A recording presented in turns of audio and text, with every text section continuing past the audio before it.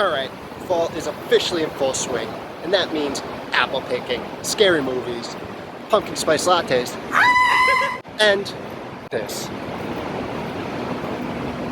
But I think we could do a thing or two about that. Let's see. Guys, what is up? Welcome back to another week of How to Health. My name is Kevin. I run liftandbalance.com, where we take aim at all things health and present them in a kind of odd and unusual way. And I gotta say, after last week's video on the metabolic winter hypothesis, I've been feeling sad. And I'm gonna tell you why I'm feeling sad. And I think it's just that time of year. In less than a month, we are hitting the end of daylight savings times. The clocks push back. We lose an hour of sunlight, and it just gets really, really sad. And I have to say, last week's video got me thinking a little bit, got me reminiscing a little bit about my first job out of college, what some would call the transition into the real world. A job for the most part that I actually liked, except for the dreaded hour-and-a-half commute each way on the Long Island Expressway. And there was this one day in November that I distinctly remember arriving at the office around 6:45 in the morning and walking into the building and realizing, well, it's still dark out. Not thinking twice about it, I rumbled down the stairs, coffee and lunch in hand, ambitious to dominate the day. Okay, maybe it was just hoping to get through the day. Anyway, once 4:05 in the afternoon hit, I swung open those steel doors and was instantly dazed by the darkness. And I remember saying, well, this sucks. I didn't need Jon Snow to tell me that winter was coming, but I could have used a little help adjusting to this new life of darkness. Because unlike Bane, I was not born in it. I was born in it. So that gives a prime example of what we're going to talk about today, and that's why I was sad. And it was because of S.A.D. I'll explain. So S.A.D, S-A.D, stands for Seasonal Affective Disorder, which is a type of depression that's related to the change in seasons. And as you probably could have guessed, most cases do not happen in the summer. They happen at the start of fall and transition into the winter months.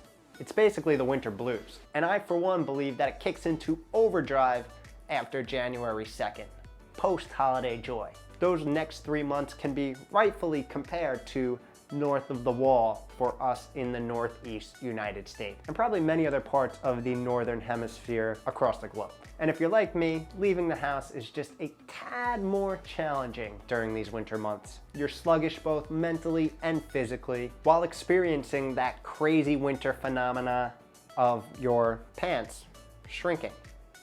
I know, it's bulking season. Like clockwork, every year, the same story. So what's causing all this to happen? Getting to this S.A.D, S-A-D point. Science has shown that this condition has a direct correlation on how far individuals or populations are from the equator. The further away, the more prevalent it becomes in a population.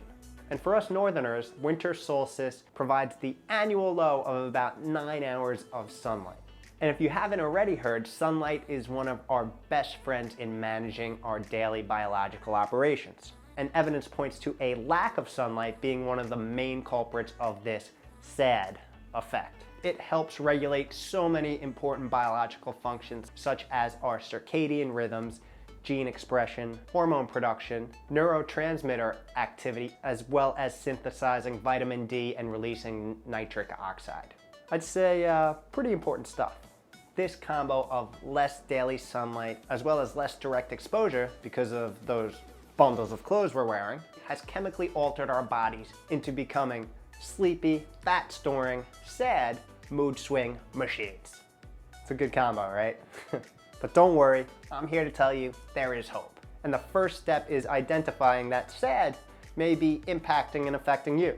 And although we can't alter the tilt of the earth or manipulate the seasons, there are a few ways that we can combat S.A.D head on.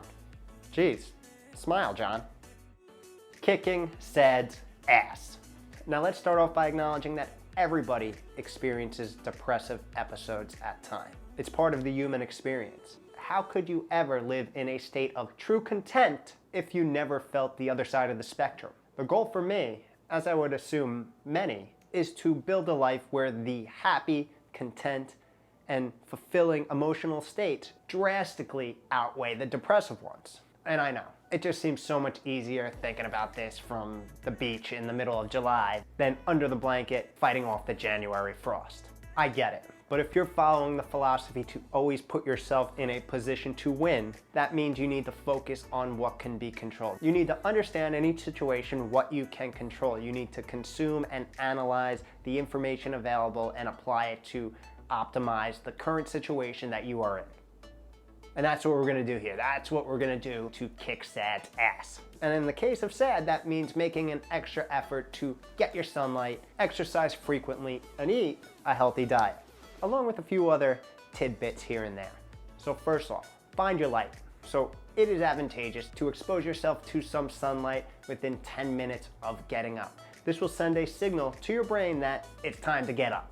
Also, about 15 minutes of direct sunlight will give you your vitamin D fix for the next couple of days. So if it's a nice winter day out, take off that jacket, roll up those sleeves, and get a little raise. At least like 10-15 minutes, if you can. And if you can't do that, light therapy has also been used to supplement that big, fiery ball in the sky. And speaking of supplements, it might be beneficial if you know you're not getting enough sunlight to supplement with some vitamin D during these winter months, during these months that you are totally covered and indoors. Next, sweat therapy. I like to call this the best mood boosting prescription on the market. And we're talking about sweat's precursor, exercise. We've covered exercise a lot on this channel. In pretty much every video we talk about it in some aspect, but if you want to go back and see all the benefits that exercise has to offer other than weight loss, right here. If you're an early bird like me and you typically beat the sunrise, exercise is a great way to send the body a DM that it's time to get going. Then let's talk good mood food. Listen, a healthy diet is important at all times, but especially when nature is stacking the odds against you. You're already battling all the environmental factors. Why heighten its effect by eating a poor, highly processed diet? I mean, come on. Eat real foods, fruits, vegetables, grass-fed free-range meats, non-farmed fish. Remember, each meal that you put into your body is an investment with long and short-term effects. It biologically compounds over time like interest in the bank. Take care of yourself. This is the only place you got. Make sure what you put in your body is high quality and good for your body. Again, we cover it in a ton of other videos. We talk about food a lot and eating the right food, feeding your microbiome, all that stuff. We'll link it below. Some other things that you can do to combat seasonal affective disorder is to make an effort to make sure that you're socializing with your friends and family. Typically, we like to hibernate when it is cold and dark, but creating and nurturing social connections has shown to help. Other things you can look into is making sure that you're managing your stress properly. You can try implementing some mindfulness or meditation practice, or you can just take a trip in the middle of winter, pick someplace warm, and get up and get out for a week or two and enjoy that sunshine of a nice, warm, exotic place. I mean, there's your reason to book that vacation right now. Do it. Do it. Do it. Do it. See? And of course, there are some medications that you can look into taking, but you need to consult your doctor on those. The key here, and the point I want to get across, is to make sure that you don't accept SAD as an untreatable condition. What is the point of spending 3 to 4 months a year in a degraded emotional state? If you look at that over the course of 80 years, that is 26 years of an 80-year life. That is crazy. We too often fall victim to our own ignorance and acceptance. Want to know my philosophy? Become your own N of 1 experiment and make those 4 months your